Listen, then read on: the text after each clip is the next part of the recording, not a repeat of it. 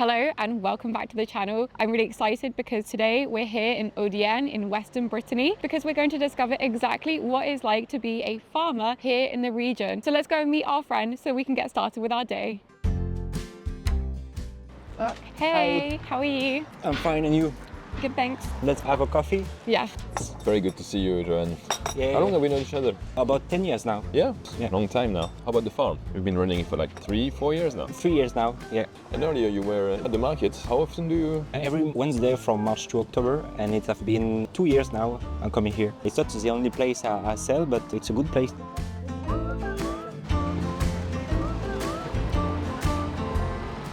Here I'm selling plants, flowers, aromatic and medicinal. But if you want to know more about this, let's visit the farm.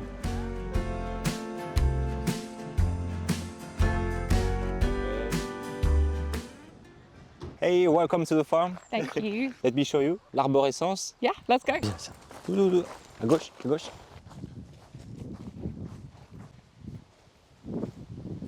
So about the farm here in Guengat in Finistère, in Brittany. I have about 8 hectares. 2 hectares are shared with one old friend here who will create his own farm too. My farm is based on 2 workshops. You have one here, it's a nursery plant where I grow plant, aromatic and medicinal plant, and also flower. Here you have the what we call in French the pied mère. So it's here I take 40% of the seed I need to produce my plant. In the nursery, you have to know that I work with 200 species.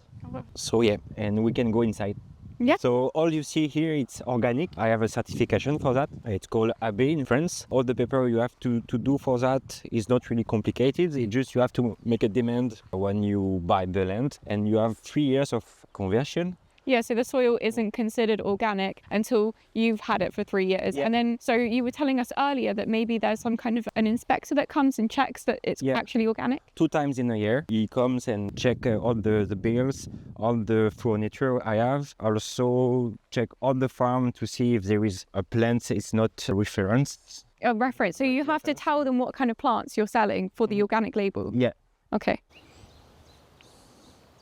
So here we are in the heart of the nursery where I grow plants from seed. All the plants here are growing until they are old enough to go outside. It's all about species who adapt to our climate. And so they can survive outside. Yeah, and I adapt all my catalog to the customer demand just because I like this plant. So I understand that all the plants here are adapted to the climate and they'll do well outside or inside here. But is there anything that's particularly rare or we've kind of forgotten about, like lost in nature? Especially forgotten plants. I work with vegetables plants who are like old and the base of what we have today when we go to the market to buy vegetables. So it's older versions of Yeah. plants that, so if I go today and I want to buy a radish in the supermarket, for example, I go to like Franprix or Monoprix or something, then the plants you're growing here are older versions of those. Yeah. So they've not been kind of modified by humans as much for consumption. They are not modified and they are also more strong about the climate changings. They are staying in time. For example, here you have like a kind of spinach, wild spinach. It's a plant we are growing, so this plant have like 3 years now. You can have in your garden for 10 or 15 years. And that's the type of spinach? Yeah. Because the spinach that I buy in the supermarket doesn't look like this at all. Yeah, but it's a primitive spinach. Oh, it's so small, the leaf. Yeah. But it tastes the same, I guess. No, it's different. It's another taste, but it's a forgotten taste. Ah. Yeah. So I guess this is another example of these forgotten plants because you've just told me that this is an onion. Yeah, who grow New bulbs. New bulbs, yeah. And the bulbs, like a strawberry, I guess, they propagate themselves Yeah. and then they create new onions. But how would you eat this? Like, is it a salad thing or do I cook it? You can do both actually. You have an onion outside the soil. You can cook it because it's a big one, and bubbles from outside you can put it in salad or just plant it to have a bigger one. But I have to wait until there's a new bulb before I eat it because otherwise it will Yeah. not be there anymore because it will be eaten. I think it's a reason for why this kind of plants have been forgotten. You have to wait maybe 1 or 2 years before have your own production actually. So it's a work of patience, but it's a patience will give you for 10-15 years onions and vegetables for free. Wow. That one too, it's a cousin of the wild spinach, kenopod, and you can eat the leaf. It's really good. You can find like vitamin on it, and it's really nice. Another example here, it's the basilic from Kilimanjaro. It's really different from the other basilic you can find during the summer because that one can stay long term and it's hardy.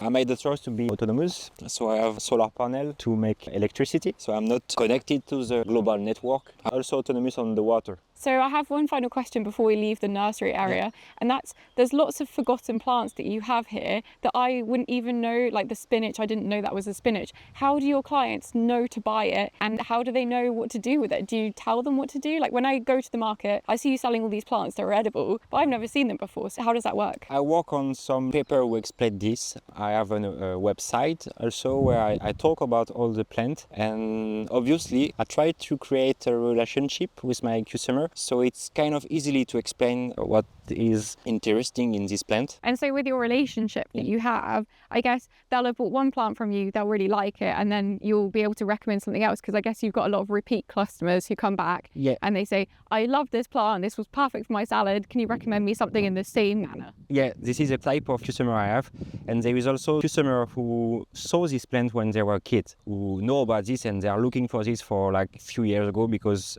we are not a lot of people, a lot of farmers to doing that. So now we are going to see my second workshop. It's the fruit patch and the orchard. This is the fruit patch. And so we've just walked through what feels like a lot of trees. I just saw a sign for kiwi, but now we're in the little fruits garden. How is the area organized? On all the farm of the land, you will find 4 gardens. So you have here the fruit patch, you have the strawberry patch over there, the orchard here, and the kiwi patch here.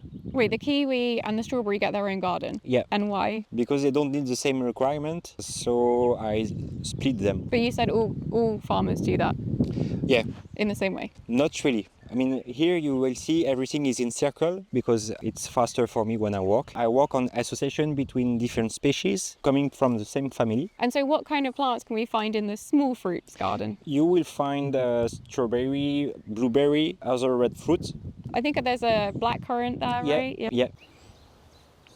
So this is the strawberry patch. There is only strawberry here because it's easier to harvest them.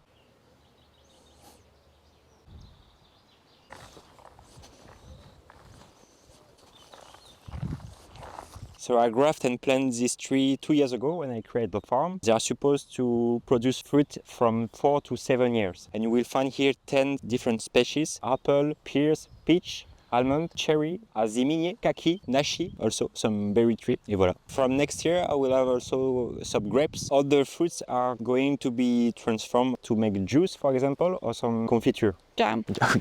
And now you've promised me we're going to my favorite part, which is to see all of the animals. Yeah, so let's go.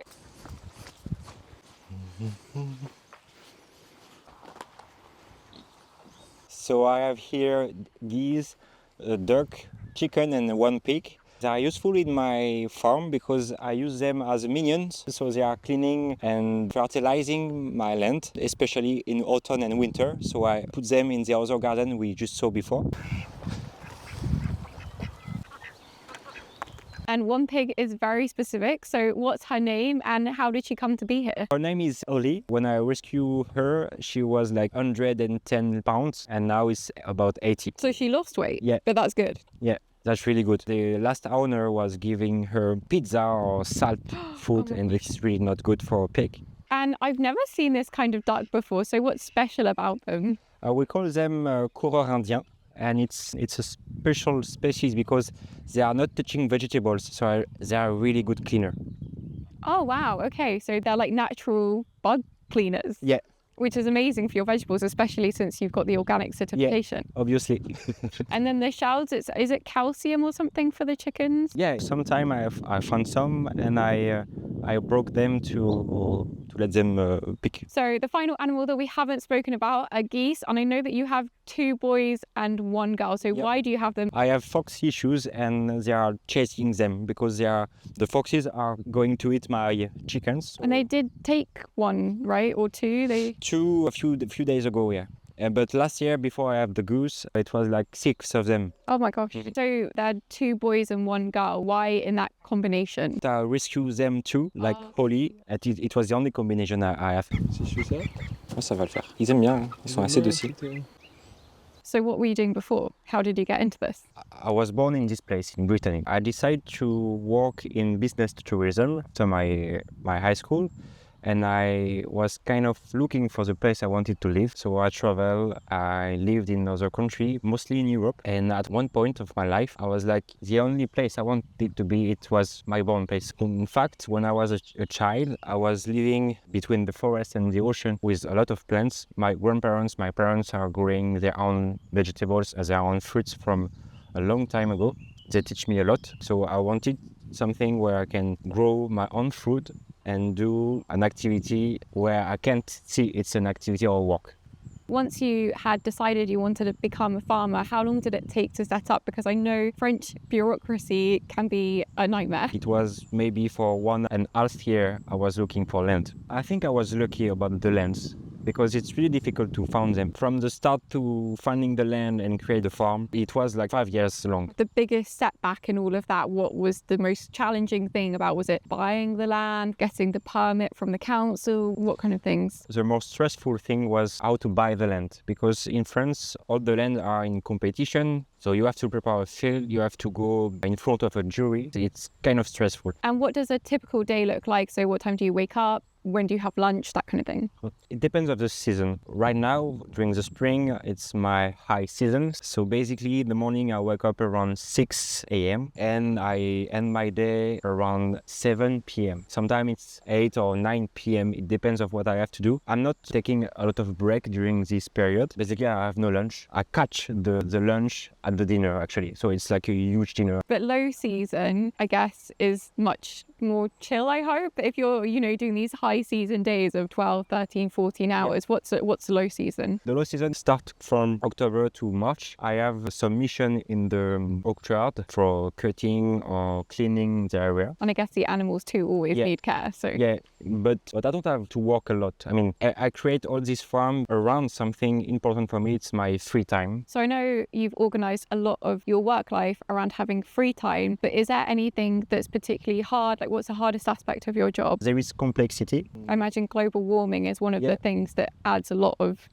new complexity that even our ancestors didn't necessarily face. Yeah, I grew up here in this region, so I kind of know how the climate was. I can see it changing, so we have to just adapt our work to that, anticipate storm, anticipate sun time and everything. I work also on the diversity on my species to adapt this to this future climate. So when you were showing us around, obviously we saw the orchard and how that's a plan for the future in the next few years, and also the grapes, how next year you're going to start producing juice. But do you have any bigger plans for the farm perhaps, or things that you want to do? I think it's just simple. I would just want to continue to grow this tree, make good fruits and enjoy my life. So as I understand it, the name is actually a play on words, and usually it would mean like a tree with lots of branches going different ways, but you've told me that there's a second meaning. It's about 2 meanings, so it's made of 2 words. L'arbor would link to the trees, and sense like the way it means. So as well as coming to the market to buy some of your plants and produce, how else can we come visit you? Can we come visit the farm? We can visit the farm. It's open in high season every Wednesday and Saturday in the afternoon, and you can find me in Audierne the Wednesday and also in Douarnenez the Saturday in the morning. Great. Thank you so much for showing us around, and I hope that this gave everyone a little insight, even if it's just a small one, into what it's like to be a farmer in Brittany. Yeah, thank you. I hope I was clear enough.